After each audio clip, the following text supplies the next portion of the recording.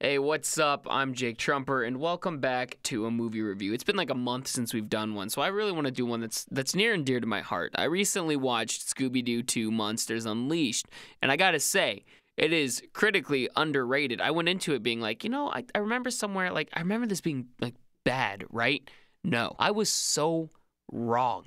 It is such an amazing movie. And okay, let me give you some points, all right? First of all, the two female leads, Velma and Daphne, are incredibly strong and independent. Daphne kicks butts and takes names. She goes one-on-one with the most monsters. Out of all the characters, she goes on one-on-one the most and does really well. Velma is still incredibly smart, and not to mention, she learns that being in love with someone is not weak and it's okay to love people, and a guy falls very hard for her. So I mean, right there is they're complete badasses in the movie, and it's not forced at all. I completely believe it. And so many movies today are trying to do that, and they force it so hard. They're like, look at this. Here is just so well done. I was quite impressed. Next up is they bring light into the fake news. Oh man, it's everywhere. Everyone can agree that the news lies. Well, guess what? Here they did it very comedically. Like when Fred says, you want people to think that I think Cooville sucks. And then they take it out of context and they're like, here's what Fred had to say. And it's just I think Cooville sucks. Way to call it out before it was big. Next up is they showed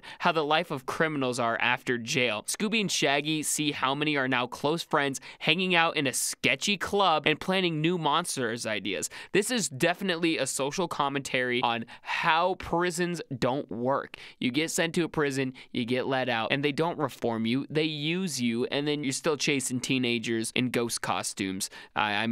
Perfect commentating right there. They even bring light to mental health by showing the nice, calm Patrick Weasley, played by Seth Green, shows how he has extreme anger issues and has a split personality, because at one point Shaggy says, after seeing him freak out at someone because the mystery's not getting solved, Shaggy's like, we gotta split like your personality. Sure, it's a slight joke, but they're still bringing light to it. And finally, it shows that you should never judge a book by its cover. They have the main villain. Again, you kind of think it's Seth Green, and you kind of lose hope in the entire gang to solve the mystery, but next thing you know, they do solve it. And it turns out the main villain you think is a man, but it's actually the reporter, who's a chick, who then turns out to actually be a man who everyone thought was dead. That isn't a social commentary on just kind of judging someone, putting pronouns to someone. Bam. They were ahead of it way before anyone else was. And they had Shaggy and Scooby be successful, and because we always judge them as being idiots. And yes, they were still idiots, but they did stuff on their own, and it was great. This movie blew my mind. It was so progressive and well done,